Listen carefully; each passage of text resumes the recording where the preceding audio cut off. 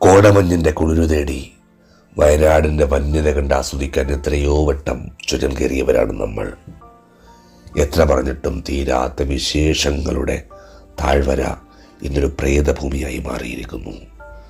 ദുർഗന്ധമപ്പിക്കുന്ന മണ്ണും ചെളിയും വേരും നിറഞ്ഞ ആ ചെളിയിടങ്ങളിൽ പുതഞ്ഞു കിടക്കുന്നത് ഒരുപാട് മനുഷ്യജീവനുകളാണ്.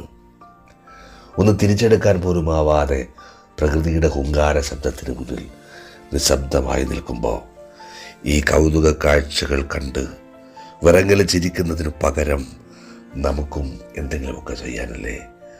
ആ പ്രേതഭൂമിയിലേക്ക് കാഴ്ചക്കാരായി ഓടുകയല്ല, പകരം നിങ്ങളുടെ കയ്യിലുള്ളത് ഈ ദുരിതാശ്വാസത്തെ സഹായിക്കാനായി മാറ്റിവെക്കുക എന്നതാണ്.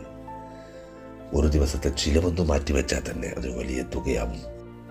സമാനതകളില്ലാത്ത ഈ സങ്കട സമയത്ത് നമുക്ക് ഒരുമിച്ച് നിൽക്കാം, അത്രമാത്രം.